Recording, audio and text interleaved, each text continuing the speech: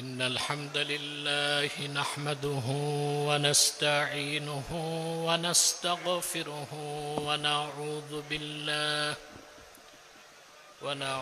بالله من شرور أنفسنا ومن سيئات أعمالنا من يهده الله فلا مضل له ومن يضلله فلا هادي له ونشهد أن لا إله إلا الله وحده لا شريك له ونشهد أن سيدنا وحبيبنا ومولانا محمدا عبد الله ورسوله صلى الله عليه وعلى آله وصحبه وسلم الذي أكمل الله به قصر النبوة أي ختم الله به النبوة وحكما لا نبي بعده وأعلن في القرآن بالبرهان أن محمدا صلى الله عليه وسلم خاتم النبيين والمرسلين الذي أرسله بالحق بشيرا ونذيرا وداعيا إلى الله بإذنه وسراجا منيرا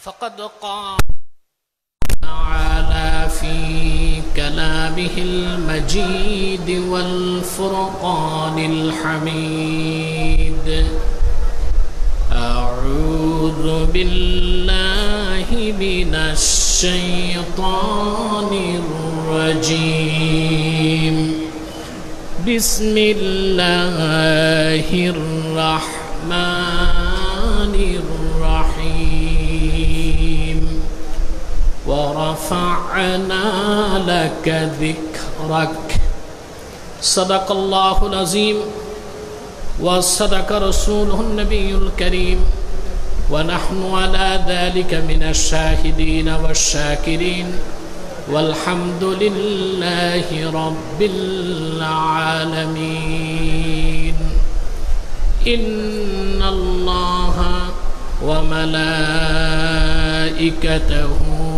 يصلون على النبي يا أيها الذين آمنوا صلوا عليه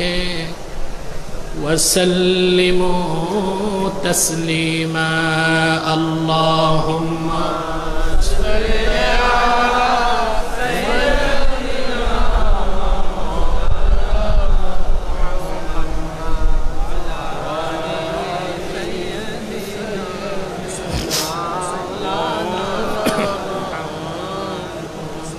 সাউন্ডটা এতক্ষণ ঠিক ছিল, আমি বসাতেই কি নষ্ট হইল নাকি?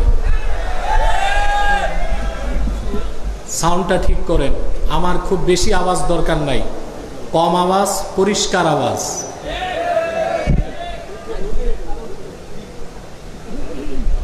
এটা লাগবে মনে তো হয় না।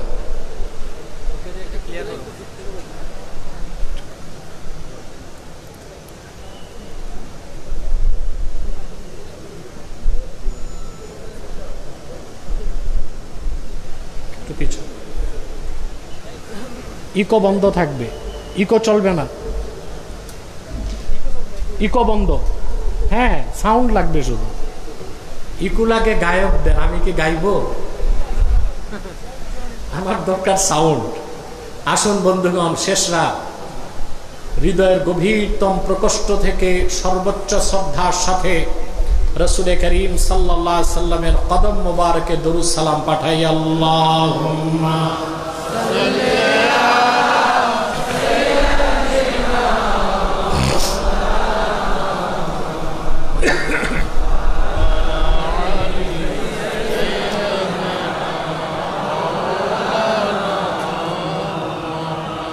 मेरा दिल तड़प रहा है, मेरा जल रहा है सीना, ये दवा वही मिलेगी, मुझे ले चलो मदीना। अल्लाहुम्मा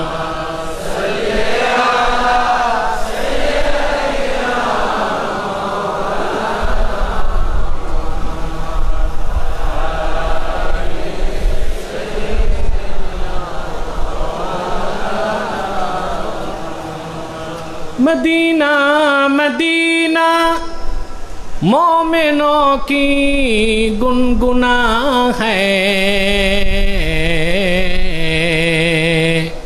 दीदारे मदीना आशिकों की तमन्ना है। अल्लाहुम्मा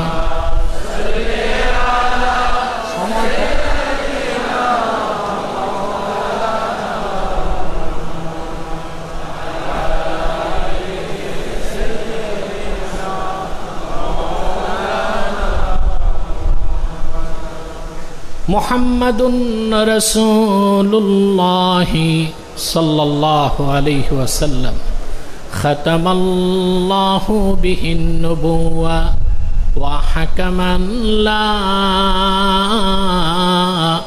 नबिय्य बअदहु बलगल उला बिकमालिहि।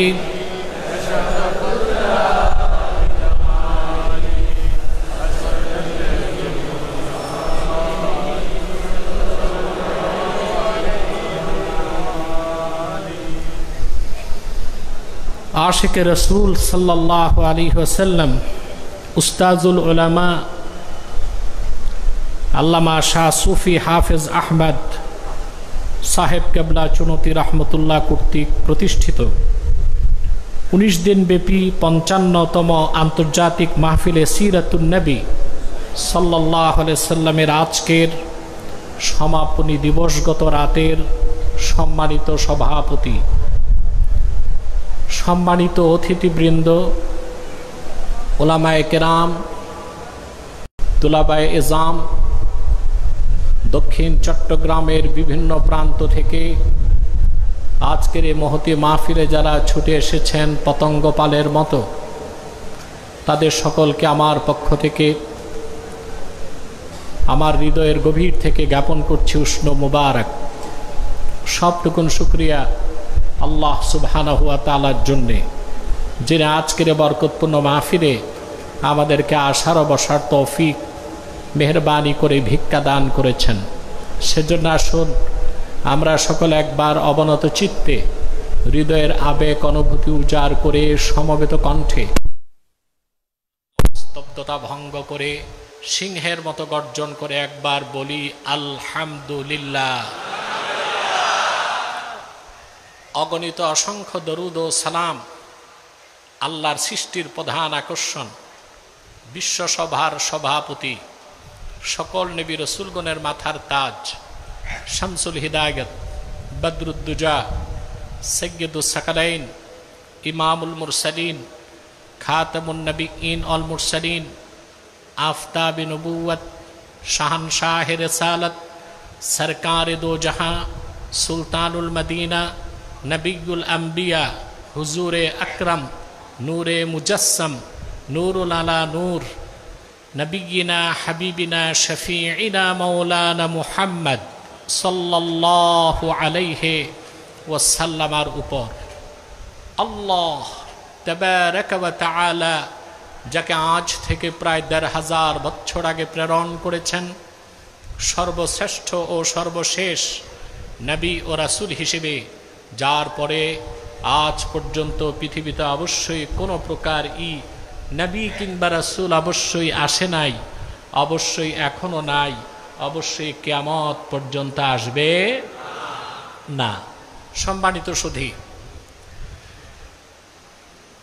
আপনারা সারা সেই বিকেল থেকে ওয়াজ শুনতেছেন, শুনতে শুনতে আপনারা অনেকেই ফুল মৌলবী না হইলেও হাফ মৌলবী হয়ে গেছেন। কি বলেন ভাই? অনেক ওয়াজ শুনছেন না? এই শেষ রাতে এসে আমাকে যে বসান, আমি জানি না আপনাদের ধৈর্য কতটুক থাকে, তবে আশা করি আল্লাহ তার হাবিবের আশেক যারা, যত বেশি তারা কোরআন ও সুন্নাহ থেকে কথা শুনে, তাদের হৃদয়ে ঈমানের নূর তত বাড়তে থাকে, ঠিক না? আমি খুব দ্রুতই আমার নির্ধারিত বিষয়ে চলে যাচ্ছি, ভূমিকাতে কোনো কথাই বলবো না।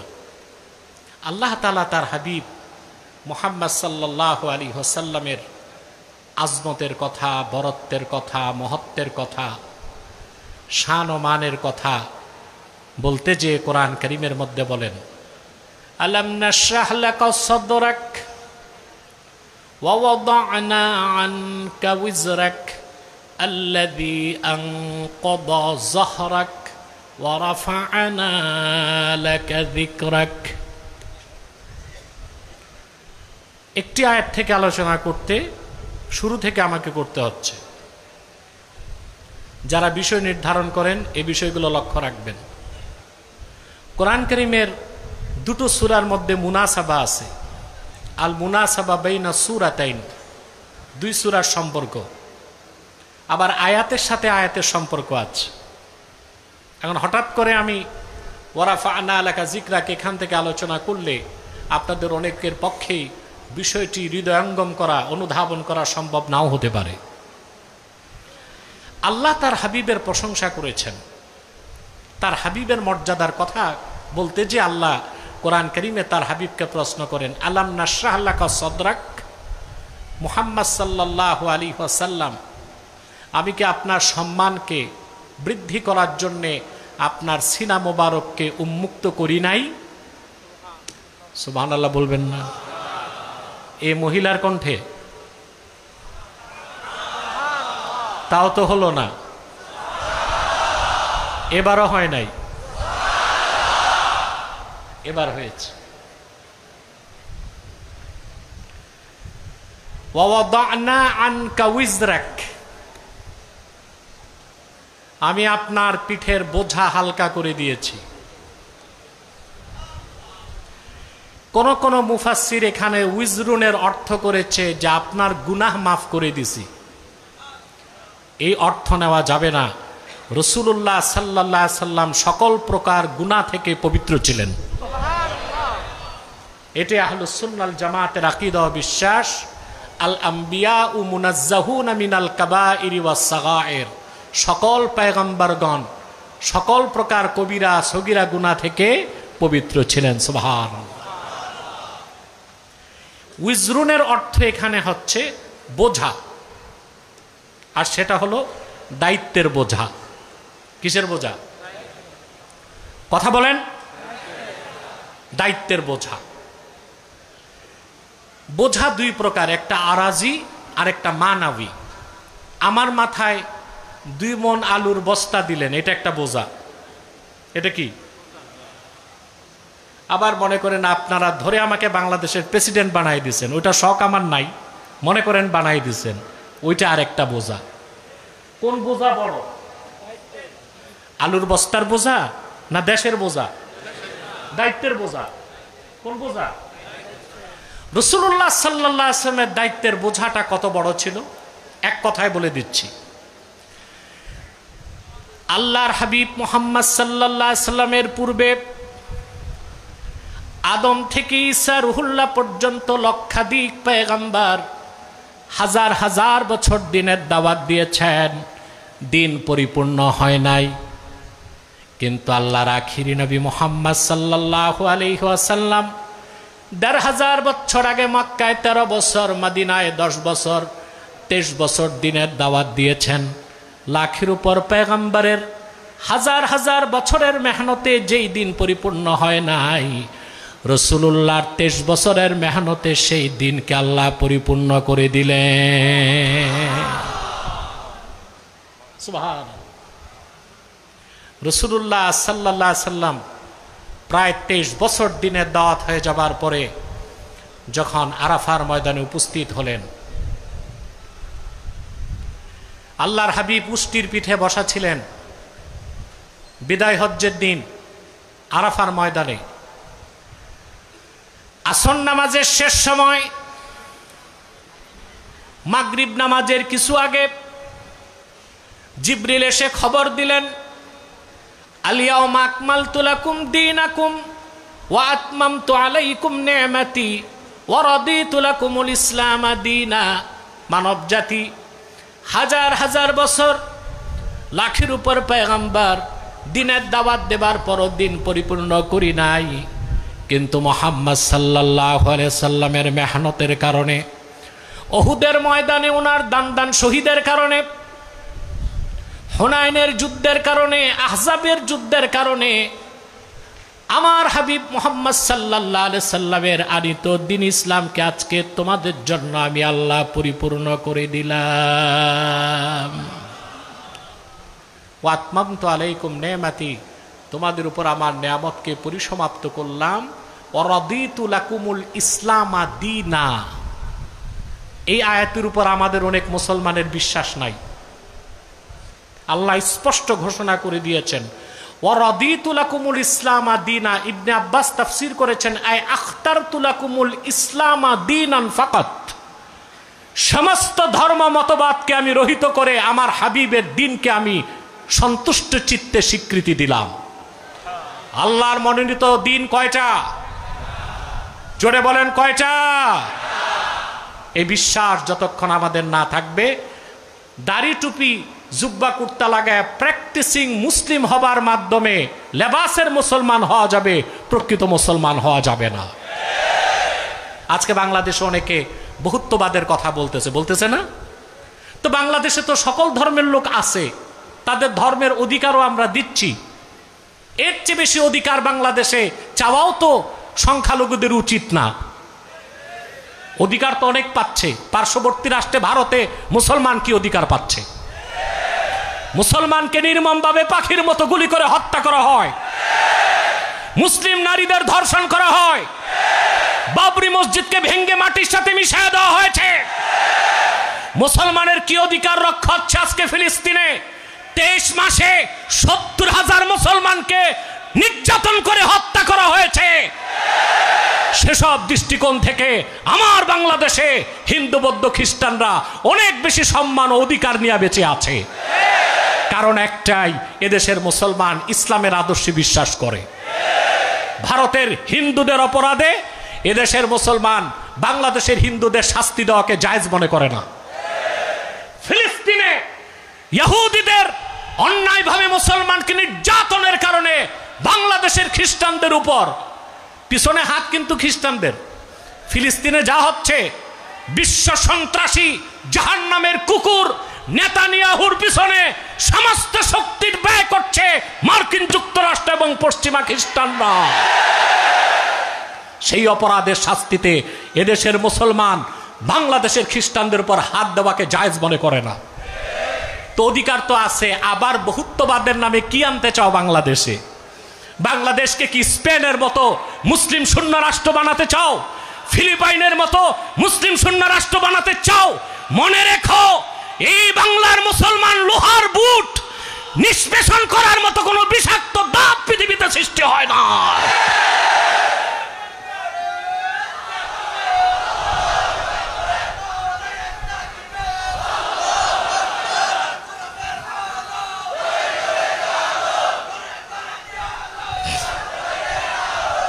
আল্লাহ পাক বলেন, লাখের উপর পয়গম্বর হাজার হাজার বছর দিনের দাওয়াত দিয়েছেন, আমি দিন পরিপূর্ণ করি নাই। আমার হাবিব 23 বছর দাওয়াত দিয়েছেন, আমি দিন পরিপূর্ণ করে দিলাম। এখন বলুন তো মুসলমান, আদম থেকে ঈসা পর্যন্ত লাখের উপর পয়গম্বরের দায়িত্বের বোঝা এক পাল্লায় দিলেও আল্লাহর হাবিবের এককভাবে দায়িত্বের বোঝা সমান হবে নাকি? হবে? আল্লাহ সেটাই বলেছেন, ওয়াওয়াদানা আনকা উইজরাক, আমি আপনার দিনকে পরিপূর্ণ করে দিয়েছি, আপনার দায়িত্বের বোঝা হালকা করে দিয়েছি। সুবহানাল্লাহ। আল্লাযী আনকাদা যাহরাক, আই আল্লাযী আফকালা যাহরাক, যে দায়িত্বের বোঝাটা আপনার পিঠকে ভারী করে দিয়েছিল। 4 নম্বর আয়াতে আল্লাহ তারপর বলেন, ওয়ারাফা'না লাকা যিকরাক, হাবিব আপনার জিকিরকে আপনার সুনামকে, আপনার সুখ্যাতিকে, আপনার আলোচনাকে আমি আল্লাহ বুলন্দ করে দিয়েছি। সুবহানাল্লাহ বলবেন না? এ কথা কার? এবার আমরা নির্ভরযোগ্য তাফসীর থেকে কিছু বক্তব্য শুনছি এই আয়াতের উপর, তাহলে আমরা ব্যাখ্যাগুলো বুঝতে পারব। আল্লামা হাফেজ ইবনু কাসির রাহমাতুল্লাহি আলাইহি তাফসীর ইবনু কাসিরের মধ্যে হযরতে আবু সাঈদ খুদরি রাদিয়াল্লাহু তাআলা আনহু থেকে বর্ণনা করেছেন। আবু সাঈদ খুদরি বলেন, আল্লাহর হাবিব একদিন বলেছেন, আতানি জিবরিল ফাকালা ইন্না রাব্বি ওয়া রাব্বাকা ইয়াকুল কাইফা রাফা'তু যিকরাক। আল্লাহর হাবিব বলেন, জিবরিল একদিন আমার কাছে এসে প্রশ্ন করলো, ইয়া রাসূলুল্লাহ, ইয়া হাবিবাল্লাহ, আপনার রব আল্লাহ তাআলা জিজ্ঞেস করেছেন, আল্লাহ যে বলেছেন ওয়া রাফা'না লাকা যিকরাক, আমি আপনার জিকিরকে সমুন্নত করেছি, আপনি কি জানেন না কি আল্লাহ কিভাবে আপনার জিকিরকে সমুন্নত করেছেন? আল্লাহর হাবিব বললেন, এটা আল্লাহই ভালো জানেন। আল্লাহর পক্ষ থেকে জবাব চলে আসলো, ইদা যুকিরতু যুকিরতা মাই। সুবহানাল্লাহ। ইদা যুকিরতু যুকিরতা মাই। প্রিয় হাবিব, এই পৃথিবীতে জলে স্থলে, ধুলোকে ভুলোকে, মহাশূন্যের দূর অন্তরিক্ষে, সাত আকাশে, লৌহ কলমে, এমনকি আরশে আজিমে, যখনই আমি আল্লাহর জিকির হয় সঙ্গে আপনি মুহাম্মাদের জিকির হয়। ইদা যুকিরতু যুকিরতা মাই। সুবহানাল্লাহ বলেন। এই আকাশে জমিনে ধুলোকে ভুলোকে যখন যেখানে আল্লাহর জিকির হয় সঙ্গে রাসূল করিম সাল্লাল্লাহু আলাইহি সাল্লামের জিকিরটাও হয়। হয় কি না? আজানে, খুতবায়, তাশাহুদে, মিম্বরে, ওয়াজের মাঠে, কোরআনের তেলাওয়াতে, হাদিসের তেলাওয়াতে, এমনকি ঈমান আনার সময় যেখানে আল্লাহর নাম সঙ্গে রাসূলুল্লাহর নাম। ঠিক কিনা বলেন? আরেকটি রওয়ায়াত ইবনু কাসির রওয়ায়াত করেন, রাসূল করিম সাল্লাল্লাহু আলাইহি ওয়াসাল্লাম একদিন আল্লাহ তাআলাকে বললেন, আল্লাহর হাবিব আল্লাহকে বললেন, قد كانت قبلي أنبياء منهم من سخرت له الريح ومنهم من يحيي الموتى। আল্লাহ, আমার পূর্বে অনেক নবী এসেছেন, রাসূল এসেছেন, তুমি তাদের এক একজনকে এক একভাবে সম্মানিত করেছো, মর্যাদা দিয়েছো। কার জন্য বাতাসকে তার নিয়ন্ত্রণাধীন করে দিয়েছিলা, কারোর জন্য এমন ব্যবস্থা করে দিয়েছিল তোমার নামে মৃতকে জিন্দা করতে পারত। সুবহানাল্লাহ। আল্লাহ, আমাকে তুমি কি সম্মানে সম্মানিত করলা? সুবহানাল্লাহ বলবেন না? আল্লাহ তাআলা ডাক দিয়ে বলেন, ইয়া মুহাম্মদ সাল্লাল্লাহু আলাইহি ওয়াসাল্লাম, আলাম আজিদকা ইয়াতীমান ফাআওয়াইতুক। প্রিয় হাবিব, আপনাকে কি আমি ইয়তীম হিসেবে পাই নাই? আমি আপনাকে সাহায্য করেছি। রাসূলুল্লাহ বলেন, আমি বললাম হ্যাঁ। আল্লাহ আবার বললেন, আলাম আজিদকা দাল্লান ফাহাদাইতুক। আমি কি আপনাকে পাই নাই? আপনি মানব জাতির জন্য পথ খুঁজতেছিলেন, কোন পথে নাজাত, আমি আল্লাহ পথ দেখাই দিছি। দাল্লা ইয়াদিল্লু, দালালা থেকে দাল্লুন শব্দের একটা অর্থ পথভ্রষ্ট। রাসূলুল্লাহর শানে এই তর্জমা করলে ঈমান নষ্ট হয়ে যাবে। এই তর্জমা করা যাবে না। কোরআন শরীফের কোথায় কোন শব্দের কি অর্থ তা নির্ধারণ করতে হবে হাদিস দিয়ে। কেউ যদি মনে করে বলতে চায় যে রাসূলুল্লাহ সাল্লাল্লাহু আলাইহি ওয়াসাল্লাম ইসলাম আসার আগে নাউজুবিল্লাহ পথভ্রষ্ট ছিলেন, সে কাফের হয়ে যাবে। কারণ রাসূল করিম সাল্লাল্লাহু আলাইহি ওয়াসাল্লাম তখন থেকে নবী, আদমের অস্তিত্ব যখন আল্লাহ অস্তিত্বে আনেন নাই। সুবহানাল্লাহ বলেন। ওনার নবুয়তের প্রকাশ ঘটেছে 40 বছর বয়সে। সুবহানাল্লাহ। কখনই দালালাত বা পথভ্রষ্টতা রাসূলুল্লাহ সাল্লাল্লাহু আলাইহি ওয়াসাল্লামের কাছে যেতে পারে নাই। এই জন্য তর্জমাটা হবে, আল্লাহ জিজ্ঞেস করেছেন, আলাম আজিদকা দাল্লান ফাহাদাইতুক। আপনি মানুষের জন্য পথ খুঁজতেছিলেন, আমি ওই অবস্থায় পেয়ে আপনাকে পথ দেখাই দিছি। সুবহানাল্লাহ বলবেন না? রাসূলুল্লাহর শানে কথা হচ্ছে, প্রাণ খুলে হৃদয় থেকে বলেন সুবহানাল্লাহ। রাসূলুল্লাহ সাল্লাল্লাহু আলাইহি ওয়াসাল্লাম বলেন, হ্যাঁ আল্লাহ, তুমি আমার মাধ্যমে গোটা মানব জাতিকে সঠিক পথ দেখিয়ে দিয়েছো। সুবহানাল্লাহ। এরপরে আল্লাহ তাআলা বলেন, আলাম আজিদকা আইলান ফাআগনাইতুকা, আমি কি আপনাকে নিঃস্ব পাইনি, অতঃপর আমি আপনাকে অমুখাপেক্ষী করে দিয়েছি। সুবহানাল্লাহ। আপনাকে সম্পদশালী করে দিয়েছি, তার মানে 7 আকাশ 7 জমিনকে সৃষ্টি করে আল্লাহ তার হাবিবের কদমে হাদিয়া করে দিয়েছেন। এরপরে আল্লাহ রাব্বুল আলামিন বলেন, আলাম আশরাহ লাকা সাদরাক, আমি কি আপনার বক্ষটা উন্মুক্ত করে দেই নাই? আদম থেকে ঈসা পর্যন্ত পূর্বের কোন নবীর বক্ষ বিদারণের ঘটনা ঘটে নাই। আল্লাহ তাআলা তার হাবিবের মর্যাদাকে আরশ চুম্বি করে দেবার জন্যে একবার নয়, দুইবার নয়, রাসূলুল্লাহর বক্ষ বিদারণ আল্লাহ 4 বার করে দিয়েছেন।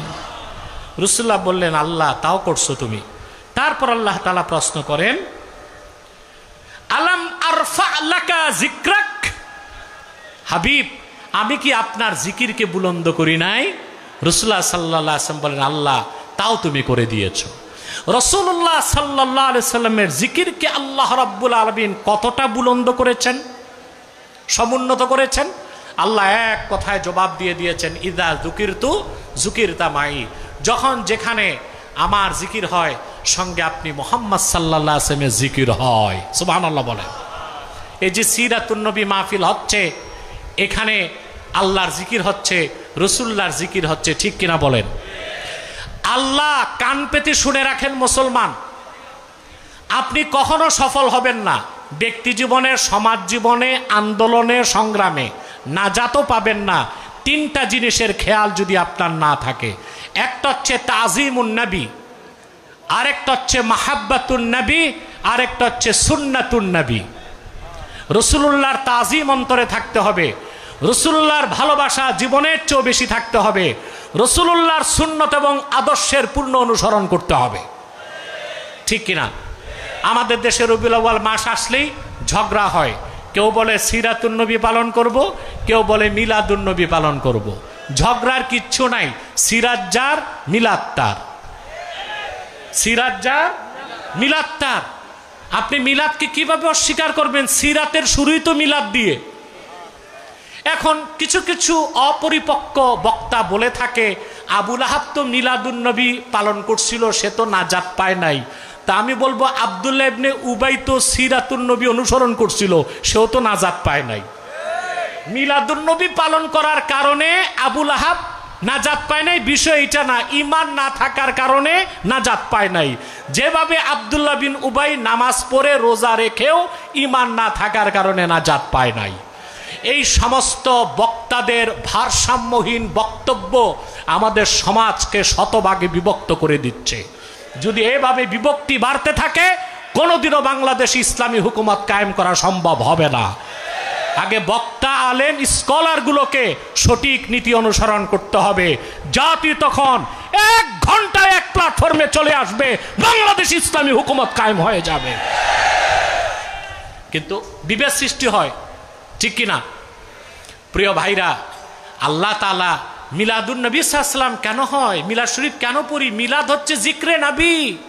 আল্লাহ জিক্রে নবী, রাসূলুল্লাহর জিকিরকে নিজের জিকিরের মর্যাদা দিয়েছেন। আব্দুল হক মুহাদ্দিস দেহলভী রাহমাতুল্লাহ লেখা জাজবুল কুলুব ইলা দিয়ারিল মাহবুব একটা কিতাব আছে, ফার্সিতে লেখা। এটার অনুবাদ করে গেছেন বাইতুশ শরফের মরহুম পীর সাহেব আল্লামা আব্দুল জব্বার রাহমাতুল্লাহ। এটা তিনি বাংলা নাম দিয়েছেন হৃদয়ের টানে মদিনার পানে। আপনারা পড়ছেন না? আরে বইটা পড়বেন ভাই, পড়বেন। রাসূলুল্লাহর তাজিম, সম্মান কি ছিল তা না বুঝলে আপনি ফিউজ। আপনি কি ফিউজ? মেহনত করবেন, শ্রম দিবেন, ফলাফল কিছুই পাবেন না। রাসূলুল্লাহর জিকির ওয়ারাফানা লাকা যিকরাকের ব্যাখ্যায় হাদিস এসেছে, আল্লাহর হাবিব ইরশাদ করেছেন, মান যাকারানি ফাকাদ যাকারাল্লাহ, যে আমি মুহাম্মদ সাল্লাল্লাহু আলাইহি সাল্লামের জিকির করলো সে তো আল্লাহরই জিকির করলো। সুবহানাল্লাহ। এত আস্তে বললেন? আমরা পুরুষোচিত কণ্ঠে বলি সুবহানাল্লাহ। আল্লাহর হাবিব বলেন যে আমার জিকির করলো সে আল্লাহর জিকির করলো। সুবহানাল্লাহ বলেন। এইভাবে কিতাবুশ শিফাতে কাজী আয়াজ রাহমাতুল্লাহ অসংখ্য হাদিস এনেছেন। এবার ওরাফানা লাকা যিকরাকের ব্যাপারে ইমাম কুরতুবী কি বর্ণনা করেছেন সেটা আপনাদেরকে শোনাচ্ছি। আমি শুধু মুফাসসিরদের স্টেটমেন্ট শোনাচ্ছি, কোনো ব্যাখ্যায় যাচ্ছি না। বুঝতেছেন তো ভাই? ঘুমাচ্ছেন না তো? কে কে ঘুমান একটু হাত তুলে দেখান একবার। না, খুবই কম। এই লাখো জনতার মধ্যে 2-4টা হাত উঠছে, তাতে বোঝা যায় যে আপনাদের আপার স্টোর এখনো হ্যাং হয় নাই। ঠিক আছে, তবে আমার এই প্রতি বছর শেষ সাথে বসায় ফাঁসিতে ঝুলান কেন আমি এটা বুঝি না। আমি এন্তেজামিয়াকে বলবো আমি বক্তব্য রাখবো ফার্স্ট নাইটে, প্রয়োজনে মুনাজাত করব শেষ রাতে। কি বলেন আপনারা? না আপনারাও চান আমি শেষে বসি? সে যাই হোক, প্রিয় বন্ধুগণ, ইমামে কুরতুবী এই আয়াতের তাফসীরের মধ্যে আব্দুল্লাহ ইবনে আব্বাস থেকে একটি রওয়ায়াত এনেছেন।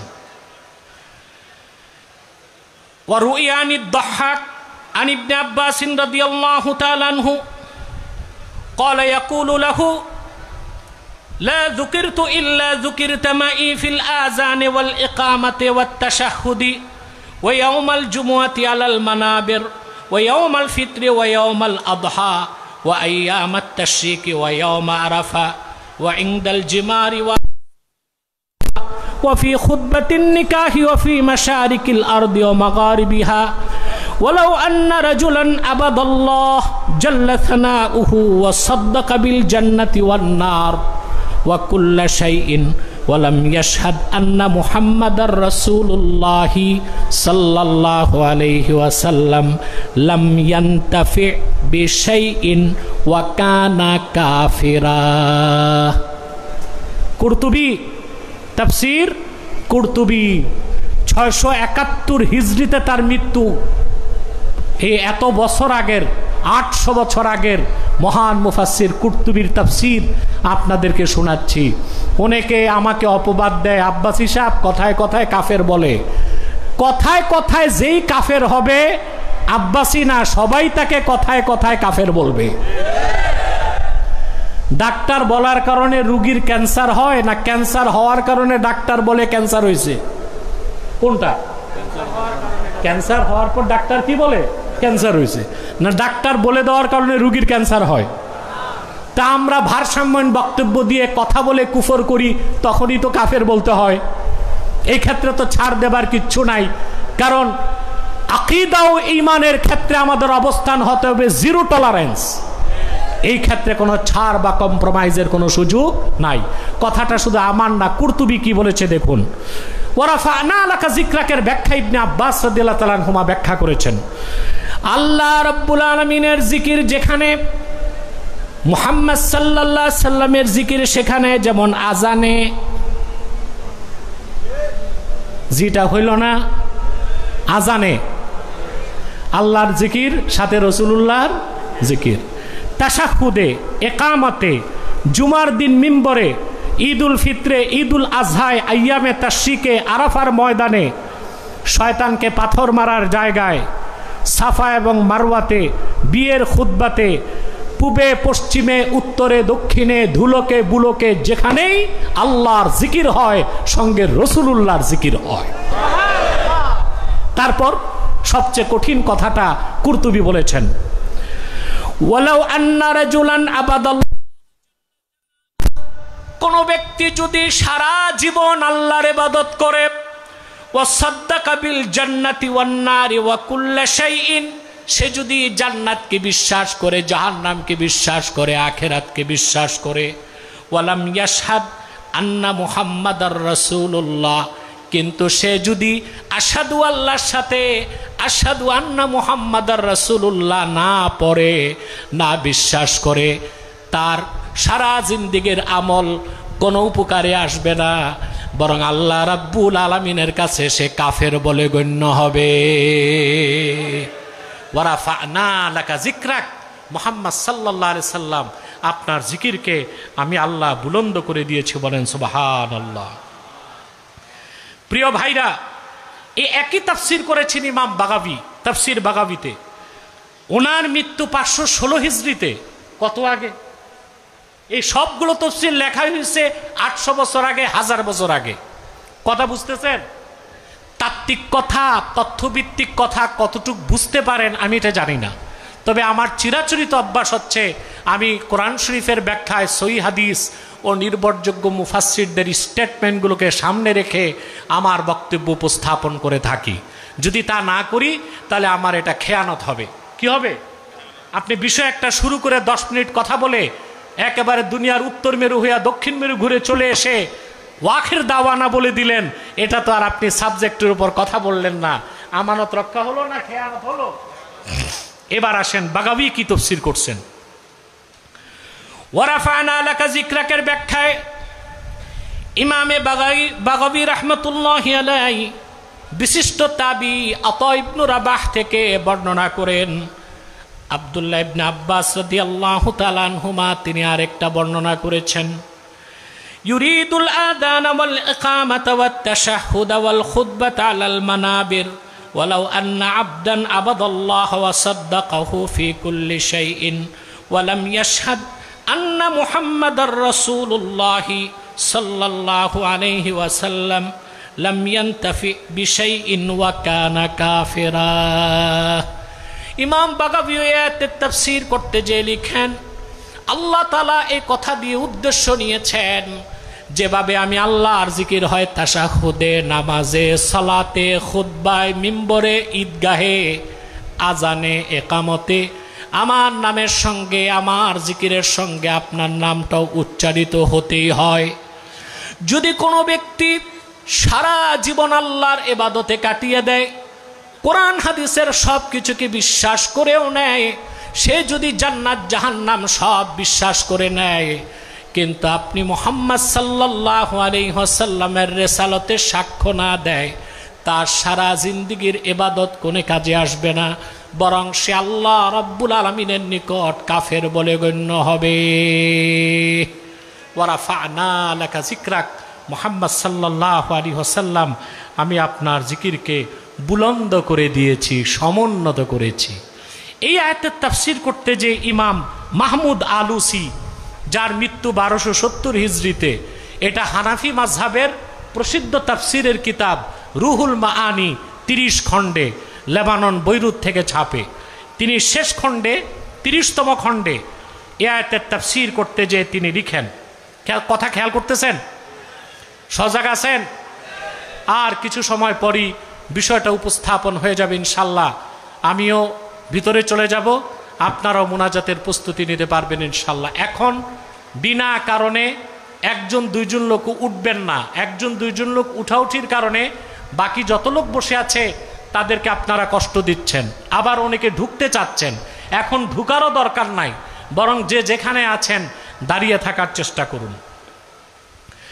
আল্লামা মাহমুদ আলুসি আয়াতের তাফসীর করতে যেয়ে লিখেন, আল্লাহ রাব্বুল আলামিন তার হাবিবের সম্মানকে বৃদ্ধি করার জন্য তার হাবিবের জিকিরকে সমুন্নত করেছেন। তার আর একটা অর্থ হচ্ছে, পূর্বের পয়গম্বরদেরকে আল্লাহ তাআলা নাম ধরে ডাকতেন, ইয়া জাকারিয়া, ইয়া ইয়াহইয়া, ইয়া মূসা, ইয়া দাউদ, ইয়া ইব্রাহিম, ইয়া আদম।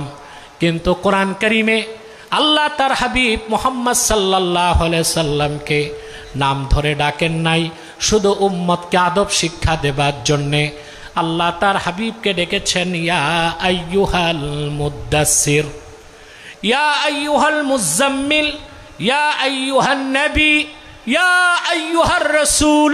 হে কম্বলাবৃতকারী, হে আমার নবী, হে আমার রসুল।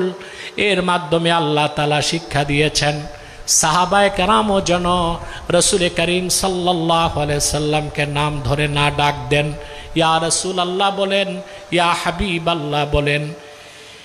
এরপরে আলুসি লেখেন ওয়া যাকারাহু সুবহানাহু ফি কুতুবিল আউয়ালিন ওয়া আখাযাল আম্বিয়া আলাইহিমুস সালাম ওয়া উমামিহিম আই ইউমিনু বিহি সাল্লাল্লাহু তাআলা আলাইহি ওয়াসাল্লাম।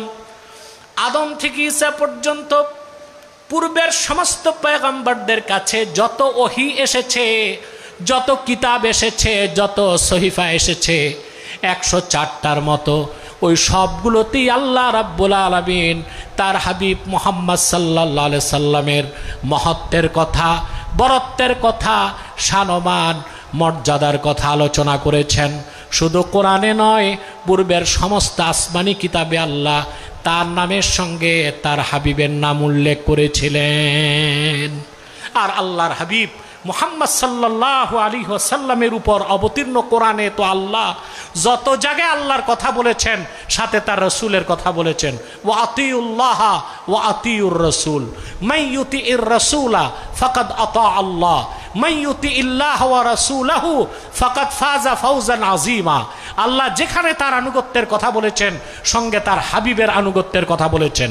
যেখানে আল্লাহ তার প্রশংসা করেছেন, সঙ্গে তার হাবিব মুহাম্মদ সাল্লাল্লাহু আলাইহি ওয়াসাল্লামের উপর অবতীর্ণ কোরআনে মুহাম্মদ সাল্লাল্লাহু আলাইহি ওয়াসাল্লামেরই প্রশংসা করেছেন। বলেন সুবহানাল্লাহ। এবার আসুন, আমি অনেকগুলো মত আপনাদেরকে শুনিয়েছি। শুধু এই পৃথিবীতে নয়, শুধু পূর্ববর্তী কিতাবগুলোতে নয়, রাসূলুল্লাহ সাল্লাল্লাহু আলাইহি ওয়াসাল্লামের সম্মান মর্যাদা বয়ান করার মতো কোনো জবান নাই, লেখার মতো কোনো কলম নাই, উচ্চারণ করার মতো কোনো জিহ্বা নাই, চিন্তা করার মতো কোনো মস্তিষ্ক নাই। আল্লাহ তাআলা আখিরি নবী মুহাম্মদ সাল্লাল্লাহু আলাইহি সাল্লামকে পূর্বের সমস্ত নবীদের নবী বানায় দিয়েছেন। রাসূলুল্লাহর একটা পরিচয় নবিয়ুল আম্বিয়া। সুবহানাল্লাহ বলেন। আল্লাহ তাআলা কোরআন কারীমের মধ্যে বলেছেন ওয়া ইয আখাযাল্লাহু মিসাকান নাবিয়্যিন। এই আয়াতের ব্যাখ্যা করতে যে হযরত আলী ইবনে আবি তালিব রাদিয়াল্লাহু তাআলা আনহু ব্যাখ্যা করেছেন। হযরত আলীর ব্যাখ্যা, ওয়ান আলী ইবনে আবি তালিব রাদিয়াল্লাহু তাআলা আনহু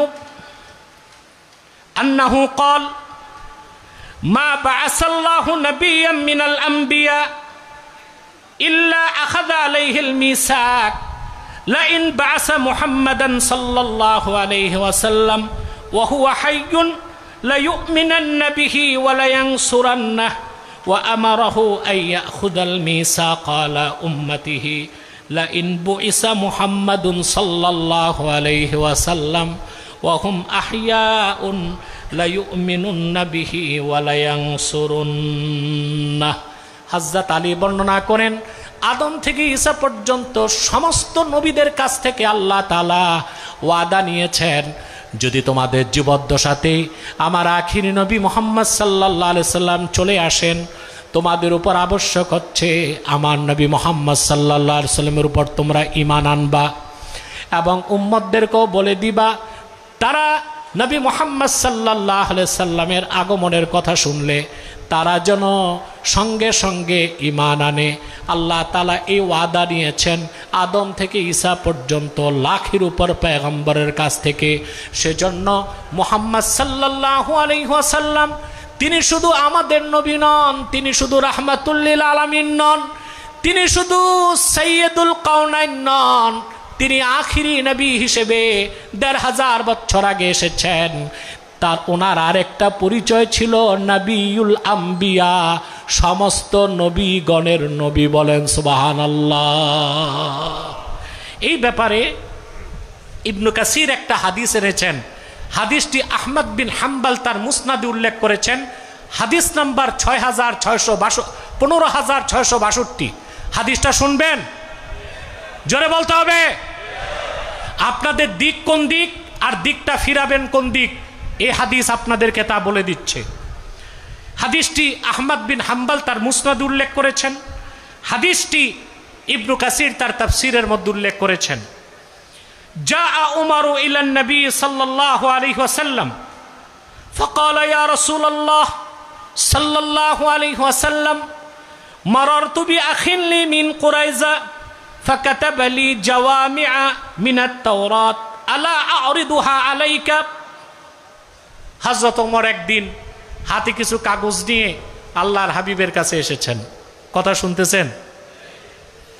এসে বললেন, ইয়া রাসূলুল্লাহ সাল্লাল্লাহু আলাইহি সাল্লাম, বনি কুরাইজাতে আমার এক আত্মীয় আছে ভাই, তাওরাত কিতাব থেকে সে কিছু কথা আমাকে লিখে দিয়েছে। তাওরাত কিতাব কে নাজিল করেছিলেন? কথা বলে না। আল্লাহ। কার উপর? মুসা নবীর উপর। কিন্তু ঈসা নবীর কাছে ইনজিল আসার পরে তাওরাত রিজেক্ট হয়ে গেছে, ঠিক না? ঈসা নবীর কাছে ইনজিল কে নাজিল করছেন? আল্লাহর আখিরি নবী মুহাম্মদ সাল্লাল্লাহু আলাইহি সাল্লাম কোরআন নিয়ে আসার পরে তাওরাত কি হয়েছে? ইনজিল কি হয়েছে? রিজেক্ট হয়ে গেছে। এখন পৃথিবীতে তাওরাতও নাই, ইনজিলও নাই, আছে old testament, new testament, Bible.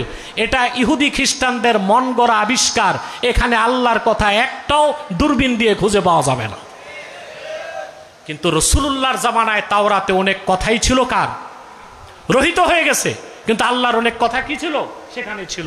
তো হযরত ওমরের এক ভাই, ভাই মানে প্রতিবেশী ভাই, বনি কুরাইজার ইহুদি আলেম, কাগজের মধ্যে তাওরাত কিতাব থেকে কিছু সাবস্ট্যান্স, তাওরাতের সার কথা লিখে দিছে।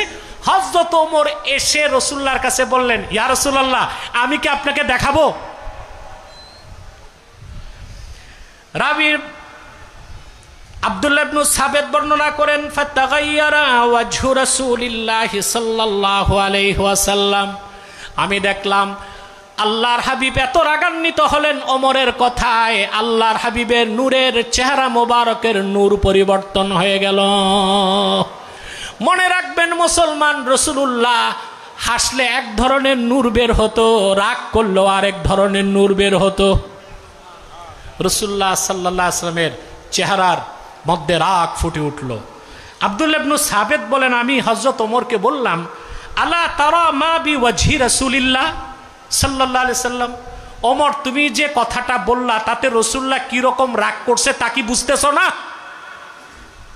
হযরত ওমর বুঝার পরে আল্লাহর হাবিবের সামনে হাঁটু গেড়ে বসে বলতে লাগলেন, রাদিতু বিল্লাহি রাব্বান ওয়া বিল ইসলামি দীনান ওয়া বি মুহাম্মাদিন সাল্লাল্লাহু আলাইহি ওয়াসাল্লাম রাসূলা।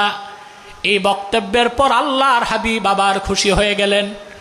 তারপরে রাসূলুল্লাহ কি বললেন, চট্টগ্রামবাসী আমার কথাটা লিখে রাখো মনের পাতায়।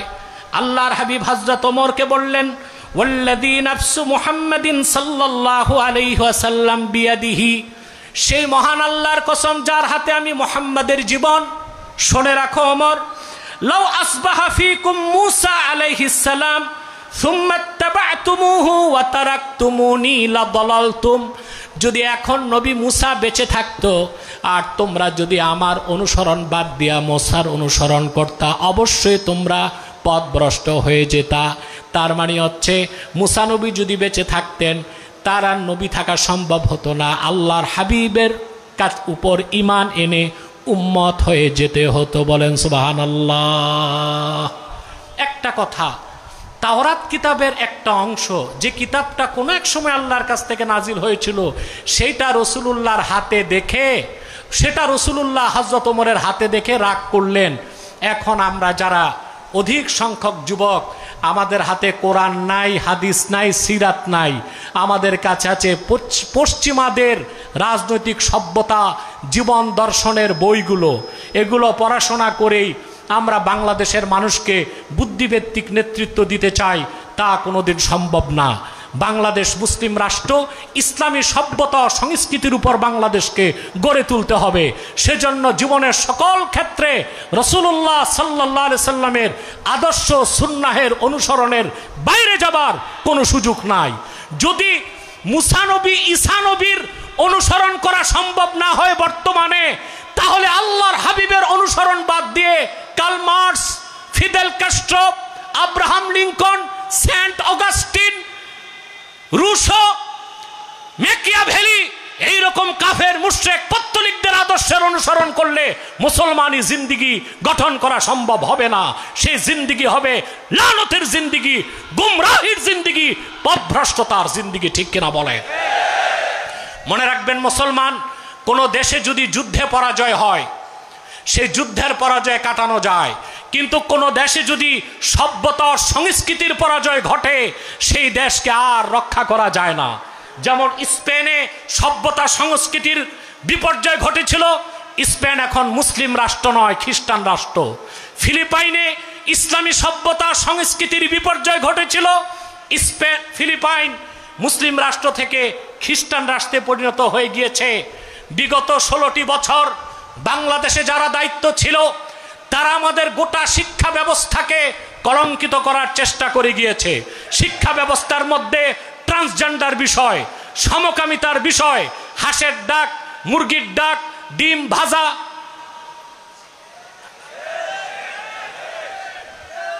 গান বাদ্য, এসবের মাধ্যমে তারা আমাদের সভ্যতা সংস্কৃতির উপর আঘাত করতে চেয়েছিল। আল্লাহ তাআলার অভিশাপে তারা ধ্বংস হয়েছে। এখন তো দেশ আমাদের হাতে, আমরা ঐক্যবদ্ধ হয়ে বাংলাদেশকে ইসলামী সভ্যতা ও সংস্কৃতির উপর দাঁড় করাতে চাই। যদি আমরা বাংলাদেশকে ইসলামী সভ্যতা ও সংস্কৃতির উপর দাঁড় করাতে পারি, আগামীর প্রজন্ম বাংলাদেশকে ইসলামী রাষ্ট্র বানাই দিতে পারবে। কিন্তু এখন তো এক হচ্ছেন না আপনারা। ঐক্যের কথা শুনি, রাজনৈতিক ঐক্যের কথা। আমি শাহজাহান ভাইকে বলেছি, উনি কিছু কথা বলছে, আমি কিছু বলছি, কিছু শুনছি, কিছু শুনাইছি। ঐক্যের কথা আমি বলেছি, শুধু রাজনৈতিক ইসলামপন্থী রাজনৈতিক দলগুলোকে এক হইলে চলবে না।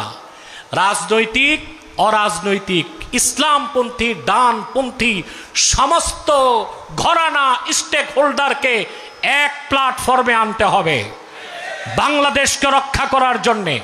সেখানে আমাদের মাসলাক ভিন্ন ভিন্ন হতেই পারে, স্বার্থ যদি এক হয় ঐক্য করা সম্ভব হবে। কিন্তু আমাদের স্বার্থের ক্ষেত্রেই তো ভিন্নতা চলে এসেছে। কেউ চাচ্ছে বাংলাদেশ হবে বহুত্ববাদের দেশ, কেউ বলেন বহু সংস্কৃতির দেশ, কেউ বলেন কল্যাণ রাষ্ট্র, কেউ বলেন লিবারেল ডেমোক্রেসি। আসুন আমরা বাংলাদেশের রাজনৈতিক, অরাজনৈতিক, ইসলামপন্থী, ডানপন্থী সমস্ত শক্তি এক প্ল্যাটফর্মে এসে বলি, ইসলামের সুমহান স্বার্থ রক্ষায় আমরা এক হতে চাই, মুসলমানদের মৌলিক দাবি আদায়ে এক হতে চাই, বাংলাদেশের স্বাধীনতা রক্ষায় এক হতে চাই, ইসলামী রাষ্ট্র বানাতে এক হতে চাই। সারা বাংলাদেশ কোরআনের রাজ কায়েম হয়ে যাবে, কোন শক্তি তা বাধা দিতে পারবে না, পারবে না, পারবে না।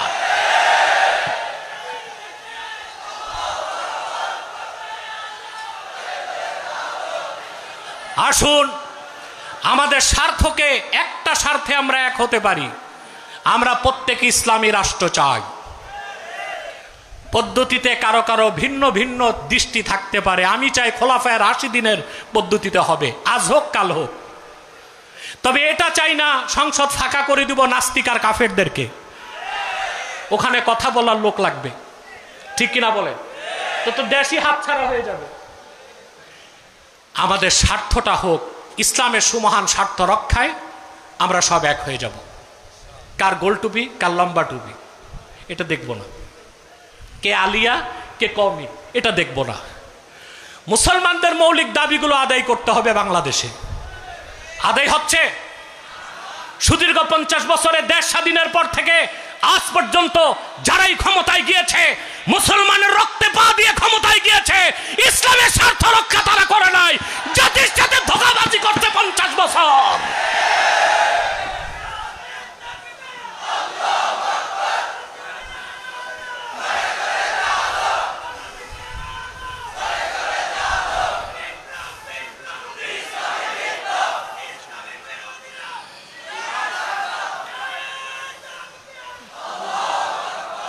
দশ মাস আগে বলেছিলাম আপনাদেরকে, ফ্যাসিবাদ ধ্বংসের পরে যে সুযোগ এসেছে তা যদি কাজে লাগাতে না পারেন, আগামী 50 বছরেও সুযোগ আপনাদের আর আসবে না। এখন সংলাপে বসুন, কাছাকাছি আসুন। পলিটিক্যাল ইন্টেনশন থেকে ঐক্য কোনোদিন বাংলাদেশে সার্থকতা আনবে না। পলিটিক্যাল, নন পলিটিক্যাল সকল ইসলামপন্থী পীর মাশায়েখ, আলেম ওলামা, ডানপন্থীকে এক প্ল্যাটফর্মে আনুন, ইসলামের স্বার্থ রক্ষা করুন, মুসলমানদের মৌলিক দাবিগুলো আদায় করুন, বাংলাদেশের স্বাধীনতা রক্ষায় এক হয়ে যান। স্বাধীনতা আজকে বিপন্নের মুখে, কে কি বলবে আমি তা জানতে চাই না। আমার পার্বত্য চট্টগ্রাম আজকে হুমকির মুখে। আমার রোহিঙ্গাদের হাতে, রোহিঙ্গাদেরকে খ্রিস্টানরা এসে খ্রিস্টান বানাচ্ছে। খ্রিস্টান সংখ্যা যখন বেড়ে যাবে, এই আমেরিকায় তাদের হাতে অস্ত্র দিবে। পার্বত্য চট্টগ্রাম, কক্সবাজার, উখিয়াকে বাংলাদেশ থেকে বিচ্ছিন্ন করার চেষ্টা হবে। এক সাগর রক্তের বিনিময়ে তা ঠেকায় দিতে হবে।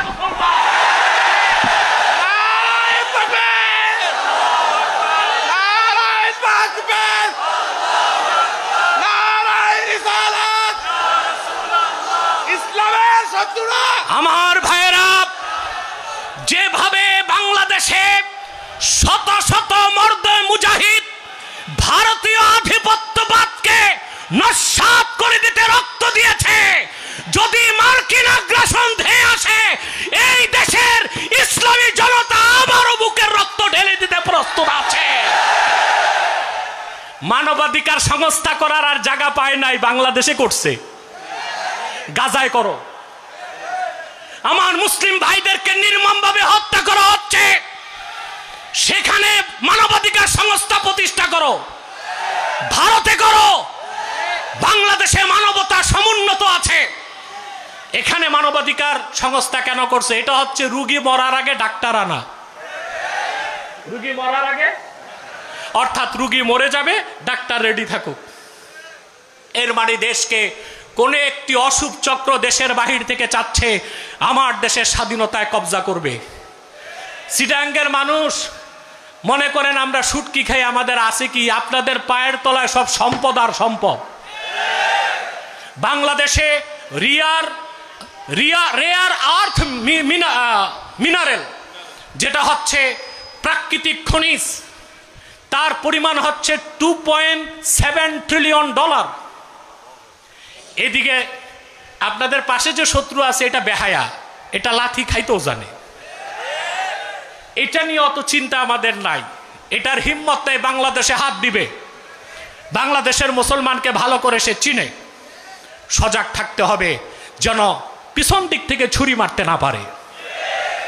কিন্তু যারা পৃথিবীতে দেশে দেশে শান্তি প্রতিষ্ঠার নামে গৃহযুদ্ধ সৃষ্টি করে, খনিজ সম্পদ লুণ্ঠন করে, যারা 2500 বছরের সভ্যতার লালনবুড়ি ভূমি ইরাককে বোমা বর্ষণ করে তছনছ করে দিয়েছে, আফগানিস্তানে যারা 19 বছর যুদ্ধ করেছে, লিবিয়াকে যারা মাটির সাথে মিশিয়ে দিয়েছে সম্পদ চুরির জন্য, তাদেরই দৃষ্টি বাংলাদেশে এসেছে। ওই চোখকে উপড়ে দেওয়া হবে। চট্টগ্রামবাসী আপনারা প্রতিজ্ঞা নিতে হবে আপনাদের। আমার দেশের স্বাধীনতায় যে কালো হাত বসাতে আসবে, সে হাতকে ভেঙে টুকরো টুকরো করে দেওয়া হবে। আমার সবুজ লাল পতাকার দিকে চোখ তুলবে, চোখ উপড়ে দেওয়া হবে। যদি তা করতে চান, হার্ড ইউনিটি, সুদৃঢ় ঐক্য লাগবে। আর ভিত্তি হবে আমাদের বিশ্বাস। আমাদের বিশ্বাস কি? সেকুলারিজম, কমিউনিজম, লিবারালিজম, এটা সেকুলারিজম? আমরা ইসলামী আদর্শে বিশ্বাসী। সেজন্য বলি, ইসলামী আদর্শ সংস্কৃতির উপর দেশকে দাঁড় করান, তাহলে ইসলামী রাষ্ট্র প্রতিষ্ঠিত হবেই। আর যদি ইসলামী আদর্শ সভ্যতার উপর দেশ প্রতিষ্ঠিত করতে না পারেন, তাহলে আপনাদের জন্য দুঃস্বপ্ন চলে আসবে খুব দ্রুত সময়ে। পরিশেষে একটা দাবি করব, আমার দেশে এখন বাক স্বাধীনতার দোহাই দিয়ে যেই সই লোক যখন তখন আল্লাহ তার রাসূলের শানে বেয়াদবি করে, ওয়ারাফা'না লাকা যিকরাক, যেখানে আল্লাহ তার হাবিবের নাম ধুলক বুলক ছাড়িয়ে 7 আকাশ পেরিয়ে সিদরাতুল মুনতাহার উপরে আরশে আজিমে আল্লাহ নিজের নামের সাথে তার হাবিব মুহাম্মদ সাল্লাল্লাহু আলাইহি ওয়াসাল্লামের নাম লিখে দিয়েছেন, ঠিক না ভাই? ওয়ারাফা'না লাকা যিকরাক। রাসূলুল্লাহ সাল্লাল্লাহু আলাইহি ওয়াসাল্লামের এই তাজিমের কথা শুধু বিশ্বাস অন্তরে থাকলে হবে না, আমাদের দৃঢ় শপথ রাখতে হবে। আল্লাহ তার হাবিব মুহাম্মদ সাল্লাল্লাহু আলাইহি সাল্লামের আরশ চুম্বী সম্মান মর্যাদার বিরুদ্ধে বাক স্বাধীনতার দোহাই দিয়ে, freedom of speech, freedom of expression, বাক স্বাধীনতার দোহাই, মুক্ত চিন্তার দোহাই দিয়ে কেউ যদি বেয়াদবি করে, শরীয়তের ভাষায় তাকে বলা হয় শাতেম। কি বলা হয়? শাতেমের শাস্তি মৃত্যুদণ্ড আমরা চাই। চান কিনা? আল্লাহ তার হাবিবের শানে বেয়াদবি করলে শাস্তি দেবার কোনো আইন বাংলাদেশের সংসদে নাই। এর চেয়ে দুর্ভাগা জাতি আর কি হতে পারে? বাঙালি কি হতে পারে? বাংলাদেশি আইন পাশ করতে হবে সংসদে।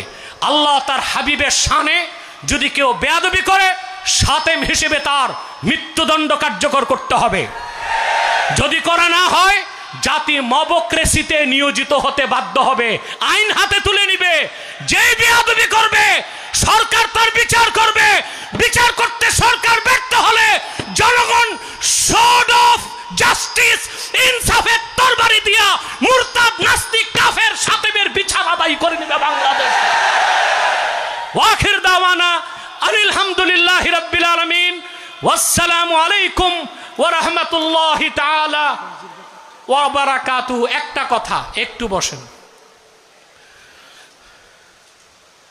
অনেক আলোচক আলোচনা করে না, কথা বলে না। অনেকের স্লিপ অফ টাং, ভুলবশত জিহ্বা ফসকে কখনো কখনো ভুল কথা হয়ে যায়। সেই ভুল কথাটা কখনো কখনো কুফর পর্যন্ত চলে যায়। তো একজন আলোচক এখানে বক্তব্য রাখতে যে বলে ফেলেছিল, যদি সেরা রাষ্ট্রনায়ক হতে চান, সেরা বাবা হতে চান, সেরা নবী হতে চান, নওজুবিল্লাহ, তাহলে আল্লাহর হাবিবের আদর্শের অনুসরণ করতে হবে। এটা ভুলবশত মুখ ফসকে সে বলে ফেলেছে। আমি তাকে ফোন দিয়েছিলাম, আপনি দ্রুত আসুন, বক্তব্যটাই উড্ডু করুন, তবা করে নেন। উনি বলছে, হুজুর আমি তো দূরে চলে আসছি, আপনি জনগণকে বিষয়টা বলে দিয়েন। এই কথাটা ভুলে হলেও তার দ্বারা কুফর হয়ে গেছে। তিনি তবা করবেন, আল্লাহ তাকে মাফ করুক। আমরা তবা করিনি। পড়ুন বিসমিল্লাহির রহমানির রহিম। লা ইলাহা ইল্লাল্লাহু মুহাম্মাদুর রাসূলুল্লাহি সাল্লাল্লাহু আলাইহি ওয়াসাল্লাম। বিসমিল্লাহির রহমানির রহিম। আশহাদু আল্লা ইলাহা ইল্লাল্লাহু ওয়া আশহাদু আন্না মুহাম্মাদান আবদুহু ওয়া রাসূলুহু সাল্লাল্লাহু আলাইহি ওয়াসাল্লাম। আমাদের আগের পরের ছোট বড় সকল প্রকার শিরক, কুফর, নেফাক, কবিরা সগীরা গুনাহ থেকে আল্লাহ আমাদের মাফ করুক। পড়ুন আস্তাগফিরুল্লাহ রাব্বি মিন কুল্লি যামবি ওয়া আতুবু ইলাইহি। আসসালামু আলাইকুম ওয়া রাহমাতুল্লাহি তাআলা ওয়া বারাকাতুহু।